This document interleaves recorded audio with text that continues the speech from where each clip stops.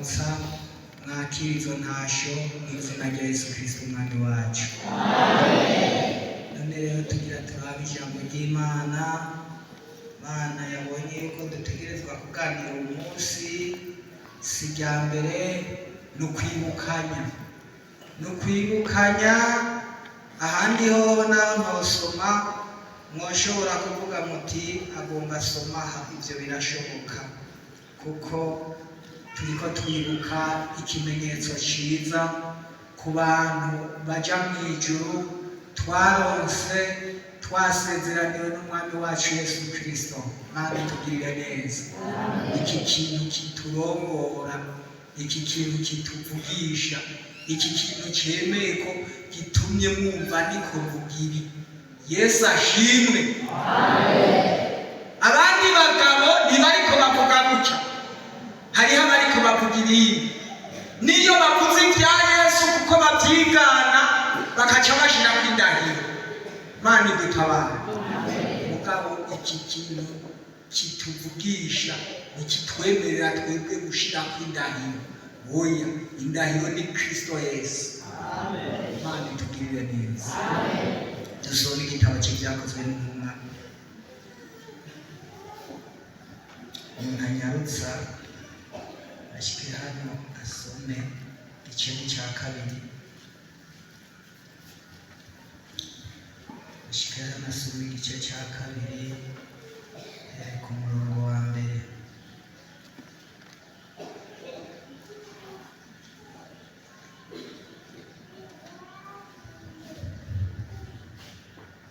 Turasoma mu izina rya Yesu. Ukuza kwa mpwemu yera. Umunsi wa Pentekote ushitse, bose bari bakoraniye ahantu hamwe. Haza igihinda kivuye mu ijuru giturumbuka n'uguhuta k'umuyaga w'inkomezi, gikwira hose mu nzu bicayemo. Hababonekera ibirimi byigabanganije nk'iby'umuriro, bibajako umwe. Bose buzuzwa mpwemu yera, batangura kuvuga izindi ndimi kuko mpwemu abahaye kuzivuga. Mana ishimwe.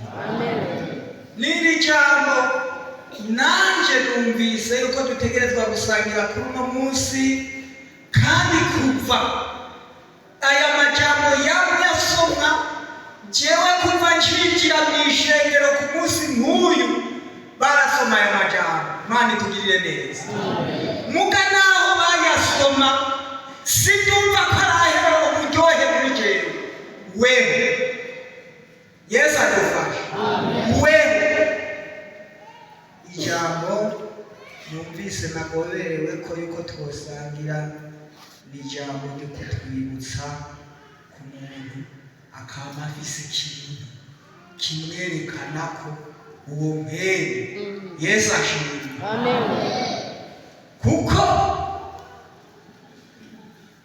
mpemu yera bose barugenda Yesu ashimwe. Ariko mugabo umuntu ategerezwa kuba afise ikintu kimwerekana ko mpere.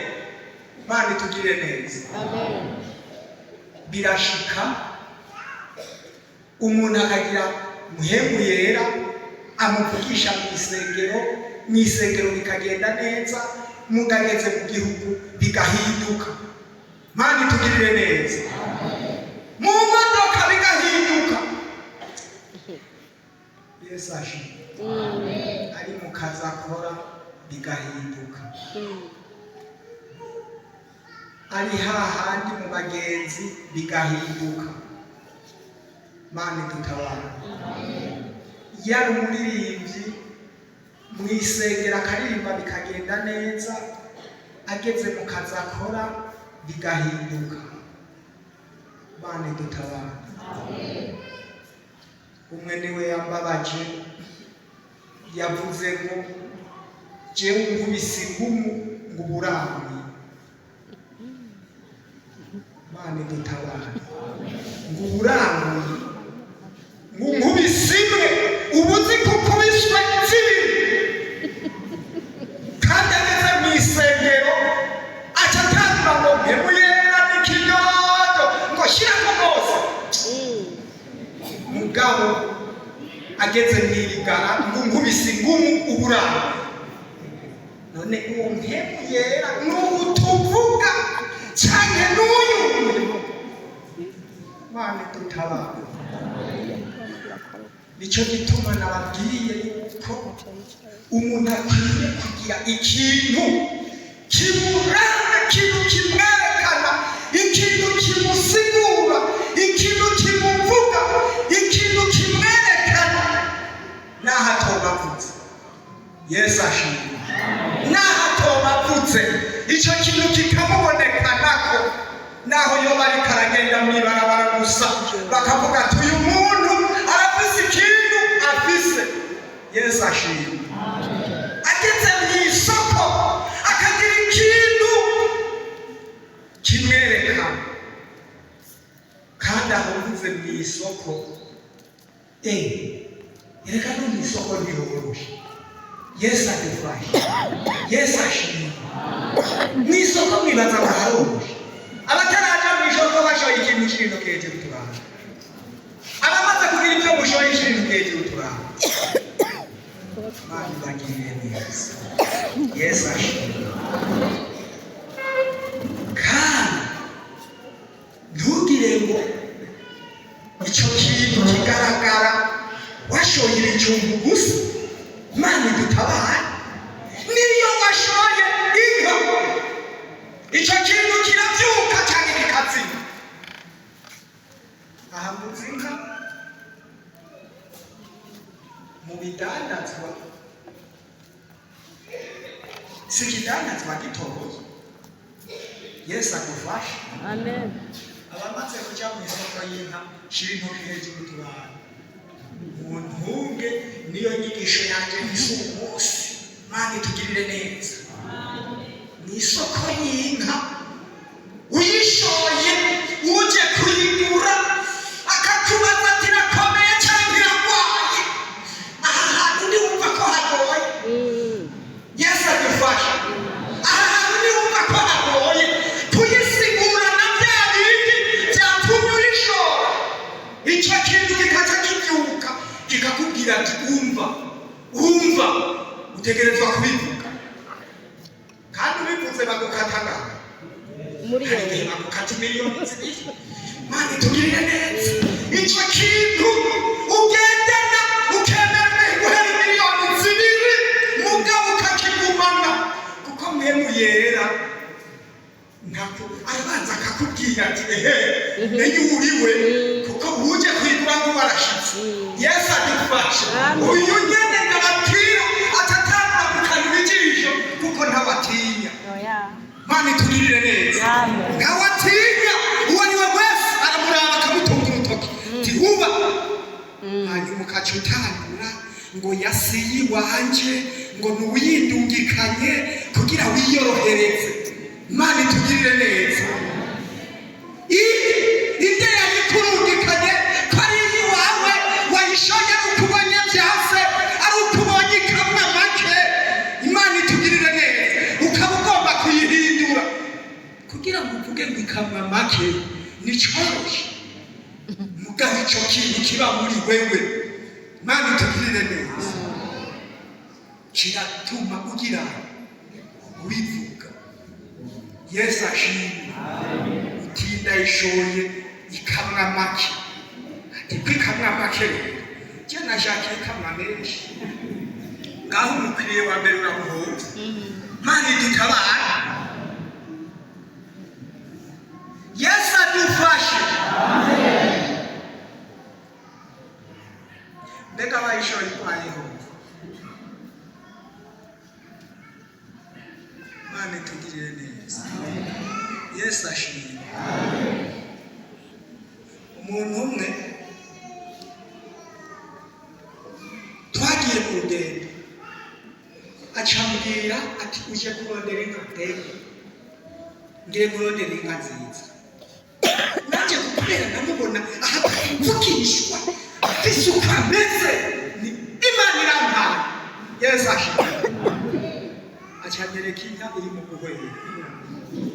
Wiyubwiye kuyorora ngo ishitse iwanyu ngo ni ugusonza abayitunze igihe kirekire wishyitsi iwanyu izokibyibuha kandi urabye barabona ko ntiwabyibuha ntuzoba kuyipfa nanjye ntabyo narizi kandi dutabara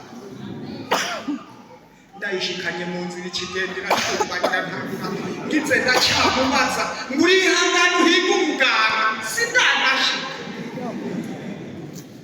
none by'ukuri niyiwawe yari iyiwawe by'ukuri ngo yangira yaje mu modoka ngivuye ingozi yari yabwiye ko ariyo yose Mana dutabara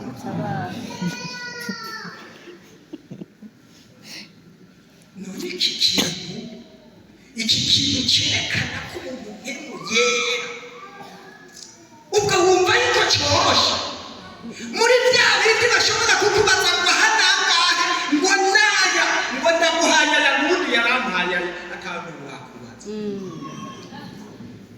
none tugirire neza akantu wakubaza icyo kintu rero iki kintu cy'igihinga cyabonetse ku ntumwa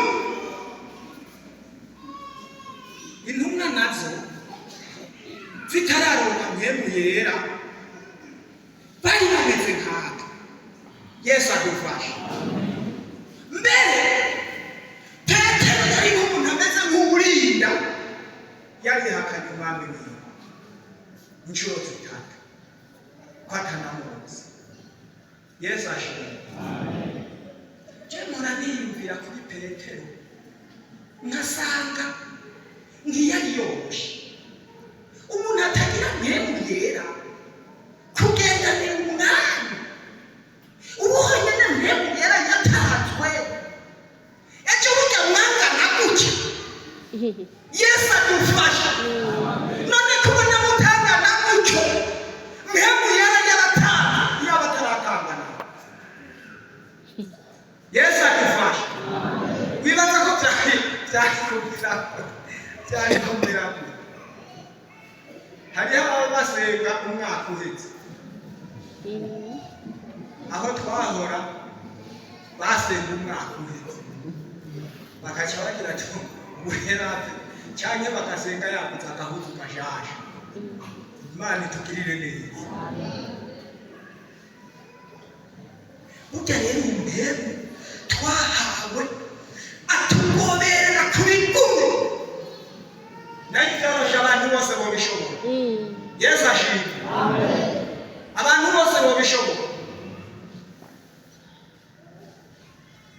bavuga ngo baze gufata umuceri i Bugarama nk'ibiro 50 wibaza ngo nta n'ababidandaza baza kubiba bavuga bati umuntu wese ashikatora agaruka nta badandaza bafise ibifuko n'ibifuko by'imiceri bohurira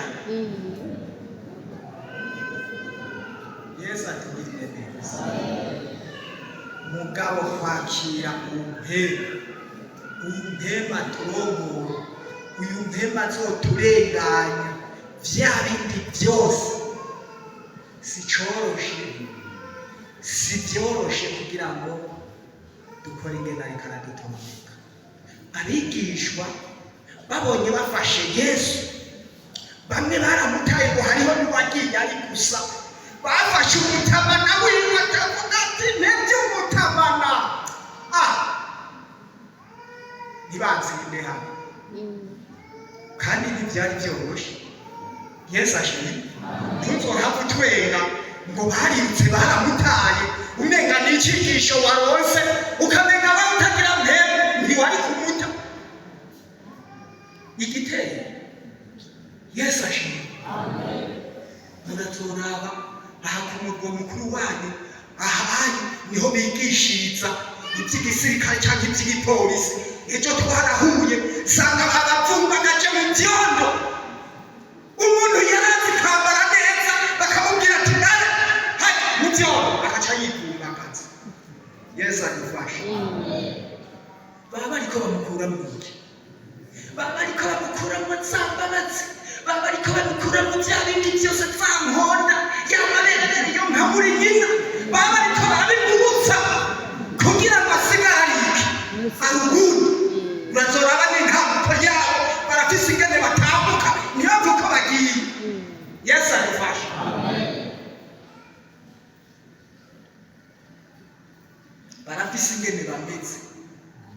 Mana itugirire neza. Kugeza yaho bafashe umuntu atabintu byo gukina bibamo.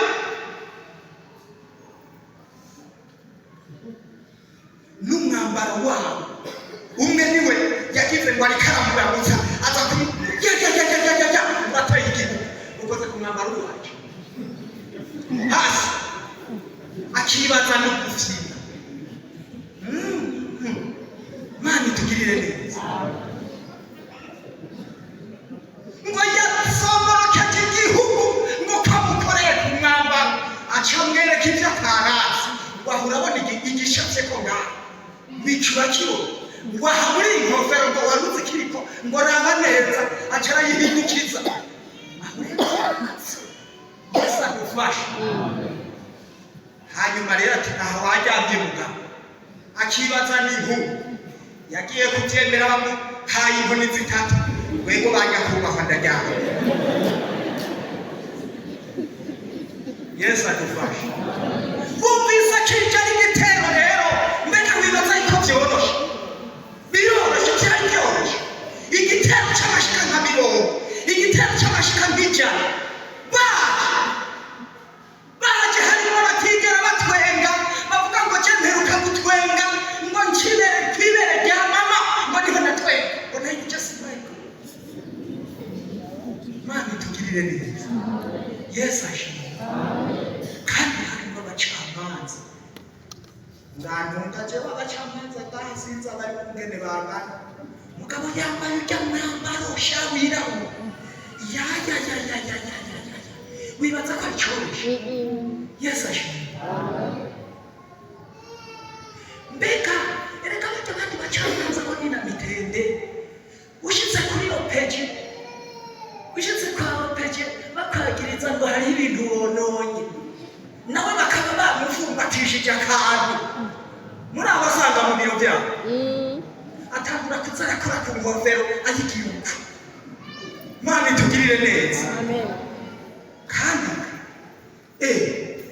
abagira guhinduka Mana itugirire neza agatangura kukwagiriza ngo ibi urabyemera ntubyemere, ibi urabyemera ntubyemere. Upfutse ijambo witwa n'ibikihongo nitwa naka witwa sinzina ntuhabwe kuvuga ngo naramubonye wa munsi ngo habe naguhaye n'ayandi. Oya, ariko abigisha babonye icyo gutera bategetswe kwiruka. Mana itugirire neza. Mugabo bamaze kuronka mwene icyo gihinda kimaze kuza. Yesu ashimwe. Umenga ndababona baca baratangura ati tugire tuvuge umwami wacu. Vyokomera, vyogora, vyokwanka, vyokunda. Mana itugirire neza. Turavuga umwami. Kandi naho biri uko erega muri izo ngabo harimo abakijijwe. Yesu ashimwe. Usanga bimeze neza. Twigeze kuba twebwe ku gacimbiro iwacu haruguru hari pozisiyo. Hanyuma rero abafise amakinga bakavuga ati mutegereze kuza muraje kubatorera indya mu bukeye. Jewe abandi bakiruka. Hanyuma kubera bageze mu nzira baca bafata umuceri bakawugabanya, ibiharage bakabigabanya. Nanje ikintu kiri muri jewe nticyanyemerera no gukora no kutuzuye urushi. Mana itugirire neza. Bo bakabikunda jewe nkagumana none iminsi yose kubera ko abandi bagenda bihuta we ukaba nabo bihuta bamubwiye yabazi yuko ibiro bingahe by'umuceri bigiye agahita arabidandaza mu kiyaya. Jewe nanje icyo kintu nicyanyemerera gukora ko natamunyeza kuko umunyezamu wanje yari Kristo Yesu. Mana itugirire neza. Hanyuma ndababwira banyakubahwa ntibishoboka yuko jewe namagenda iminsi yose kandi uyu mutugo jewe uramvuga ndongi ndabira abantu kugacengera bamfasha gusunika ku rukundo ngo utegerezwa buri kurazana Yesu adufashe. Hanyuma nka saa 10 nza numva baradodoye, ngiye kugurura nsanga n'abasirikare 11 ndaharura mbega yewe nacumiki. Yesu adufashe. Hanyuma bakira babimbwira umva tuje kukubaza, uraza gutora umuceri, uraza gutora amavuta, ugenda mani tugirire neza. Mugaje ndabanza ndabaza reka Yesu kwako mukisoda yemwe cyangwa yuko rwako muzigisoda none cyangwa y'amasoda amategeko y'igisoda ntangenga ubu ni mu mahoro none n'abakibiye kurakomeka wavuga Yesu adufashe. Kurakomeka wavuga cyangwa komeye none ikintu nkora ni giki ereka cyane mungire kwa kundi mugira abasoda jewe ubu cyane ngenda singenda hamwe cyese sinogwe ibisoda none nacumuyiki ngo utegerezwa kuza kuzanira none sinahora nza kuzinza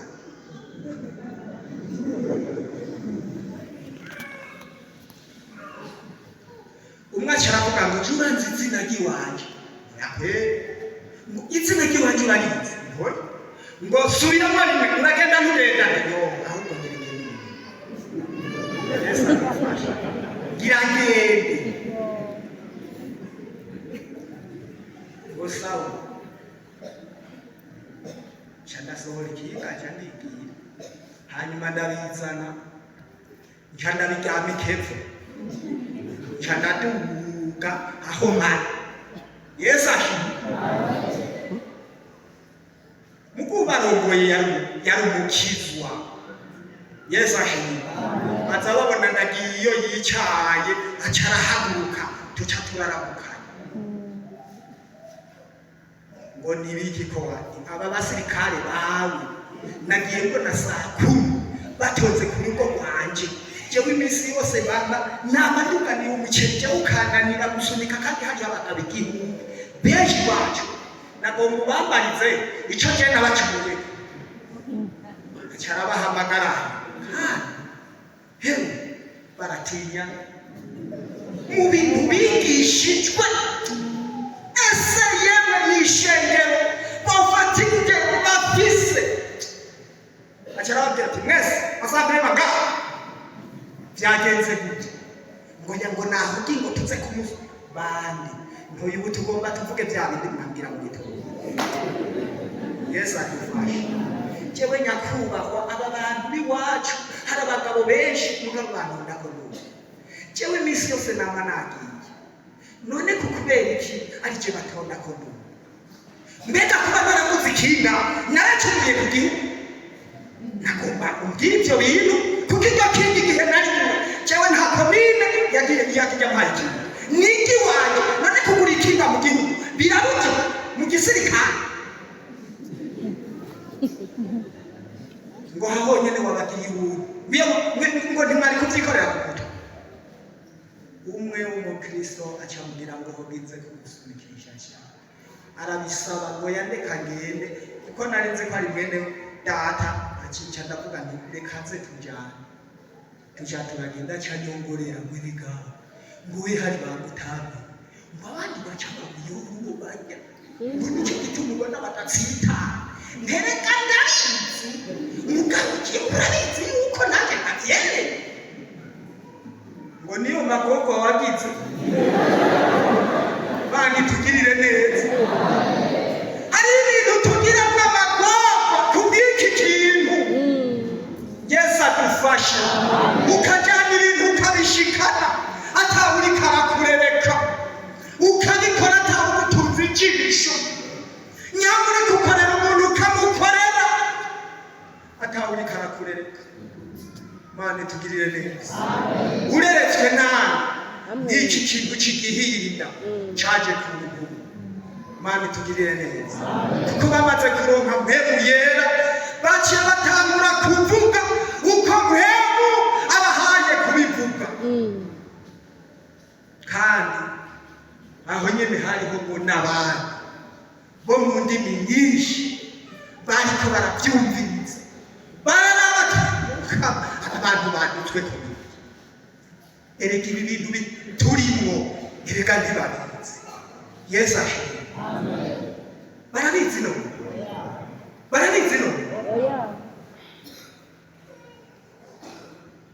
umugabo umwe yafashe umukenyezi yaramenyereye abandi bakenyezi afata mudugiriza impuzu gutya yari umugabo w'umumara hanyuma nyamukenyezi aca avuga ati murabibonye ibyageze murabibonye kuko hari mwirigana ati ndabinginze mundabira abantu batwara ngaho mubandane abandi ntabwo nibyo nibiyi isuko jewe kirazira anyamuriza yamuha abandi ngo nyamusaze ntibamwumva baca barahamagara nyamuti nyaruka ngaho byagenze gute jewe ngiye mbona adugije impuzu y'iwacu iyi mpuzu araguza agaciro kayo ngo ndakazi nayiguriye yesu adufashe nayiguriye hehe erega iyi si imwe wagurira mukaha iyi irafise uwayiguze ngo nakangwa aransumba aragusumba rimwe aragusumba gatanu aragusumba ijana ikikwemeza ko agusumba aha nagufashe abandi baca baramubwira aterega yagufashe yesu ashimwe aterega yagufashe we wibaza ko ari ibyo gukina rero atumviriza byanse jewe ndagenda kwitura ubutungane ndagenda kubaza opeje uko ziri igihanahanwa sinshobora kumureka ku mpuzu iwanje abandi n'abandi bakenyezi b'abanyamahanga wego mana ngaho hari nawe ati hajya namufashe abandi nabati yagufashe byumve baza wicara mani tugirire neza afisa gatiti ako gatiti kugira ababanzi bamurutse abanze kubona ko byakomeye ko yakoze ku mpuzu yange umuntu afise ikintu kimurimo mani tugirire neza abone byakomeye wasanga imbabazi ati suko nejo ngo turabona umuntu wese yigira mwibarabara uri kumukura impuzu mbone hata nakukuye kamabuja ati siniko kubuja wawe aratanguye kumwita mabuja rero yesu adufashe hariho ikintu bantu b'Imana bagendana mani tugirire neza gituma cyereka abantu mw'ijuru ereka aho yaramuhindukije yari kamwereka mw'ijuru abajayi bene bameze yesu adufashe none wibaza ko aribo wa mbere yari atanguye kuzikura oya hari abandi yahora azikura mugabo acahubira kumvise icyo yakiri mani tugirire neza aca atangura kumwereka uwo ari we yesu ashimwe erega baramuciye amande bavuga bati umva umuhaye utandukanye babanyerere bamwe banyerera mu ijoro n'ubu erega ntiwamumenye uwo ari we ni mukizwa yesu ashimwe ni mukizwa n'ejo ukababona babaranduye n'udusubire ngo yandababonye mani tugirire neza yaraboneye muri uwo mukenyezi yaravuze icyo yakiriye mani tugirire neza izigo iki kintu bamaze kukironga bakavugishwa bamwe bakabayoberwa bakazazanirwa bamwe bakavuga ngo baborewe igisama yesu adufashe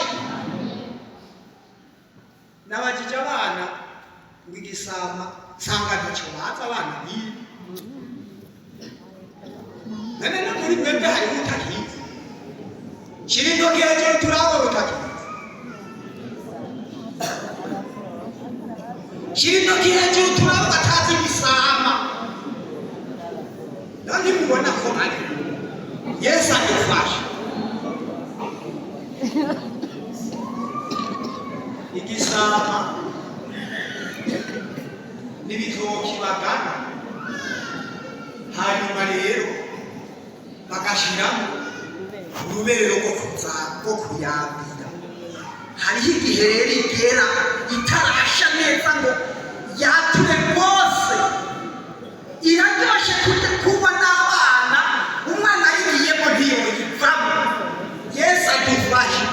Niyo bita igisama rero, ibisigaje nk'umunsi ngo ikankamure ba bagabo bahora bagira bya bintu byose mubona.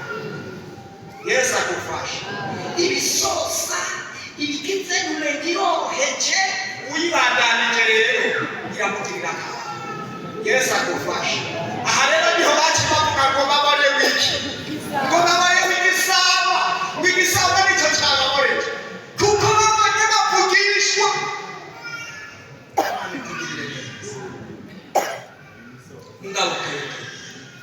Arababwira ati baba ntibaborewe nk'uko mubyiyumviye. Oya, Mana itugirire neza. Hariho uwavugishijwe kuri ibi bintu bariko baragira, hariho uwavugishijwe. Reka dusabe wa muntu asome Yoweli 2, asome kuri 7:8.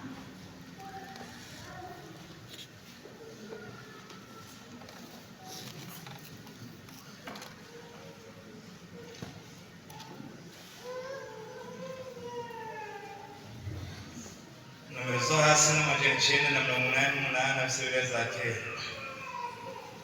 Ndanze amajambere avuga ngo Yoweli avugishwa iby'ukuzoza kwa mpwemu yera. Hanyuma y'ivyo nzosuka mpwemu wanje ku bari mu mubiri bose. Abahungu banyu n'abakobwa banyu bazovugishwa nanje, n'abatama banyu bazorota inzozi, n'imisore yanyu izobona ibyo yeretswe. Kandi n'abagurano banje b'abahungu n'abakobwa muri iyo minsi nzobasukako mpwemu wanje. Nzoshira utwumiza mu ijuru no mu isi, amaraso n'umuriro no gupfunduka k'umwotsi. Izuba rizocura umwiza n'ukwezi guhinduka amaraso, hataraza uwo munsi mukuru uteye ubwoba uhoraho. Mana itugirire neza. Yesu ashimwe. Yoweli nawe arabivugisha, abihishuriwe n'Imana ati nzosuka.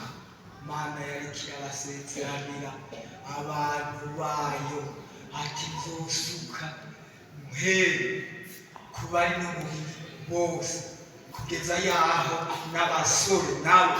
Imana itugirire neza. Kandi abasore kubatura mpemu yera ntukire ngo biroroshe.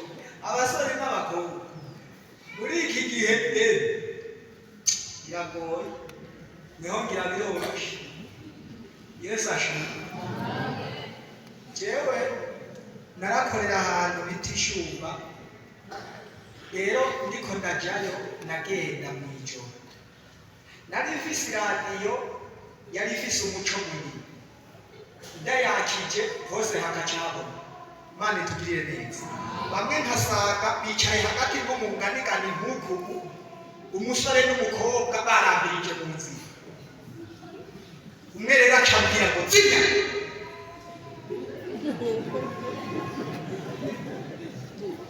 ngo umviriza guzoturamurika imbere yawe gusa ntugusubire. Naciye ngira kuja nawe,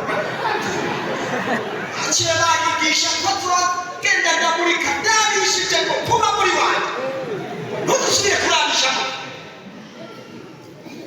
Mana dutabara. Baramuto ingene nzoza ndamuka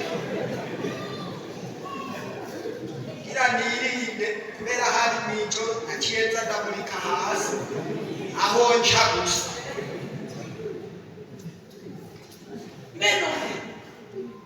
Mbeno aha yavuze ko azosuka muhemu ku bari n'umubiri bose, abahungu n'abakobwa.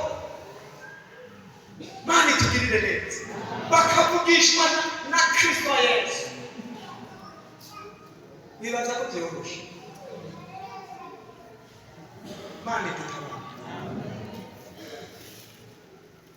Baba bari mu ibihe bigoye, ibihe bitoroshe, Yesu ashimwe. Kera byari umenga biragoye, ariko ubuye jewe nkiri umusore, kubera atamwanya y'ibyo je nari mfise, nagiye niho natangiye kumva umukobwa anyubahuka kumbwira ngo bona kure, kandi sinari bwagwara amazi. Ega n'ubudamo Yesu ashimwe. Sanumva ngo bona kure none utasimona ndikanguzwe niyo hejuru narahabona, none yashaka gukora Mande dutabara. Ubundi nawe acambwira ngo umviriza nakubwira ngo wowe urarwaye, jewe kandi aho yabimbwira je sinari nzi no kwa muganga ngo bahatonda gute. Yesu ashimwe. Je naragize imyaka 27 ntazi ngo kwa muganga ngo bahivutsa gutya, ntazi ngo je ngiyeyo naratangaye, narabaza none ndahaja gute ntondaye. Yesu adufashe. Ngo ndakwaye je ndakomeye, ngo we ntukomeye, acambwira ngo burya tuzokupima.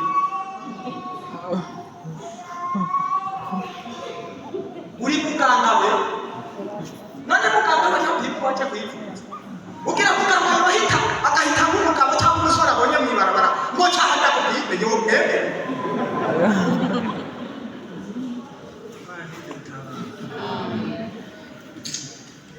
Nzoshuka mpemu.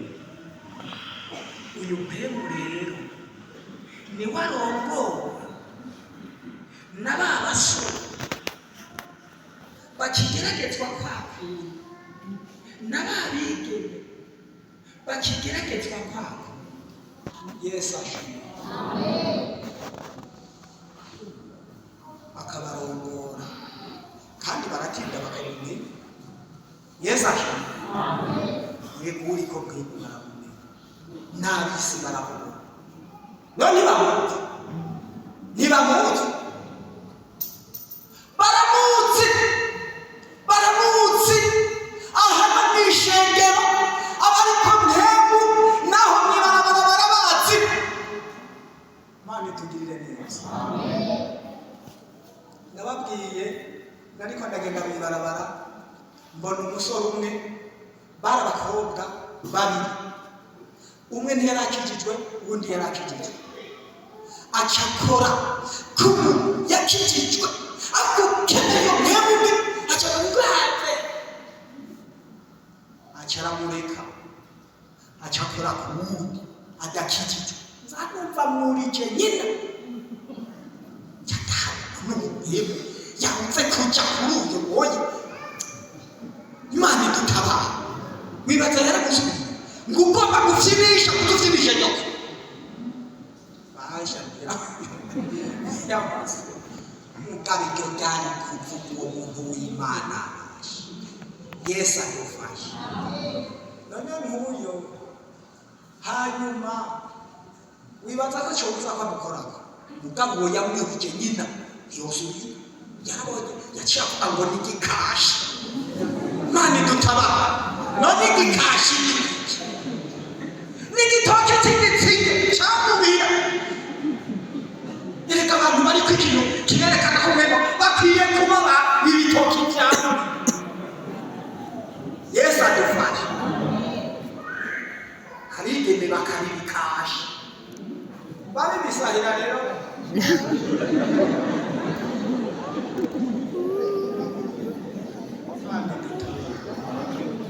Yoweri arahishurirwa n'Imana ati mu gihe cyerezo nzosuka mpemu wanje, kuko ndababwira ukuri ubu iyo mpemu atahari ibintu biba byarononekaye. Yesu adufashe. Biba byarononekaye kuko guhera ku bakenyezi ubu bavuga bati isanzure none siko muhora muvyumvamye je muhora numva babivuga ngo ubu nukugira nukwisanzura aho mwabohewe n'ikeye. Yesu adufashe. Undi nawe yabwiye umugabo wiwe ngo nkorako nkomidubu kandi aho hari mu buhungiro aho byakakubeshera ngo arankubise abasirikare baragukubita n'akanya Imana imutabara kwaba ari kugira kwaba ari kwisanzura aca atangura gutaha saa yine y'ijoro amubajije atuvuye uri kumbaza utaruka muri kumbaza utaruka ngo nsubiremo kare urugura ndugu ari umukenyezi atashe saa yine y'ijoro. Imana itugirire neza. Mugabo aratinda aza arabwira abana ati rondera abaje rondera nyoko ntibwiriwe muramundi rondera tujye turyama. Yesu adufashe. Yesu adufashe. Kubera ari kugira ari kwisanzura kwidegera. Imana idutabara. None ko Yoweri yavuze yuko azosuka mpemu uhoraho kubari no mubiri wose, abahungu n'abakobwa, abatama bakarota inzozi, umutama yiryamiye Imana ikaca imudodesha kazabona ari mu ngoro y'Imana rikararirimbira umwami. Yesu ashimwe. Yesu ashimwe. Umukenyezi akazabona abamarayika ariko araduga abona ibinyabugingo biduga bimanuka. Imana idutabara. N'isezerano. Yesu ashimwe. Mugabo shetani iryo sezerano nayo yararyumvise. Imana itugirire neza. Mu gishingo cyo gukora ibigororotse, mu gishingo cyo kuvuga ibibereye, ujya mu bindi wagera kugeze kwerekwa ukereka ibiyoka bikwizingirako, ukereka ukorokera mu binogo uva nk'hariya hejuru ukoroka ntushikeyo kuba ukaca wikangura hanyuma umutima ugasubira hamwe uvuga uti ndahaza ukaca usanga wariko urarota. Imana itugirire neza. Yesu adufashe. Kubera iryo sezerano Satani nawe yararyumvise acavuga ati reka ndabanyuraniritse mu gishingo cyo kwerekwa mw'ijuru bacerereka byarinda. Imana itugirire neza. Berekwa bariko baratukana, berekwa bariko bararambira umurindi, berekwa ntuze yuko ndamwereka akereka ukubera shetani nawe yasutse mw'ijuru. Imana idutabara. Mugabo turacafise akanya yega uwo mpemu ko yatanzwe erega n'igihe ciza kuri wewe kugira ngo usubire ubwire Yesu uti ntabara unsubize ko mpemu wanje, kuko hariho ibintu binyaga mpemu. Bijya bintu binyaga mpemu rero ni bya bindi ugasanga urafise ishavu hagize ibikubabaza mpemu yahise kubera iki ufise ishavu ryinshi. Kandi no mu mugisha Imana yatanze mu bantu bo kunyaga mpemu. Yesu ashimwe. Yesu ashimwe. Abana ntibonyaga mpemu. Wowe ufise abamarayika uri kuvuga ngo nza gutungo ndaha. Undi nawe yabwiye nyina ngo wabarareka kumbyara, ngo ubwiye wiki ngo wabarareka kumbyara ubagira rero ngo sinabisubiramo. Imana itugirire neza.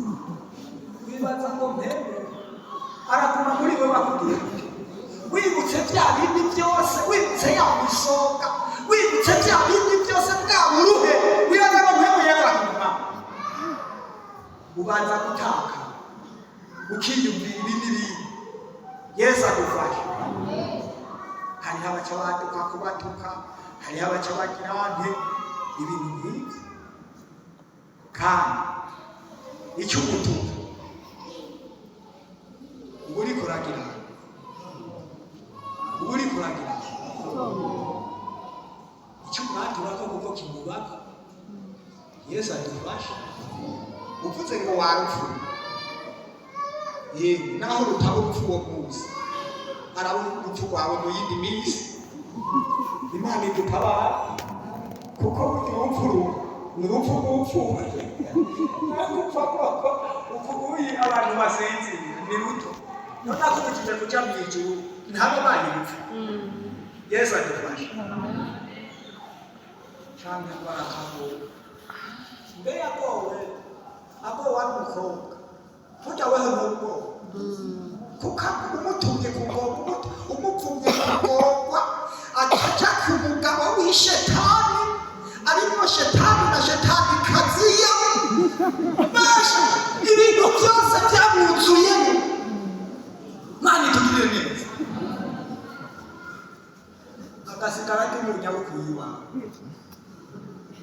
Mana itugirire neza akaza karira bodagowe kandi igihe yagendayo ariko yabicagu none ushukiranye ushuranye akabara yakabiri Yesu adufashe naye umugabo nk'uyu atatangura kuvuga ati jewe ndoherwa n'irya zitagira umuntu ndoherwa n'irya zitagira amavuta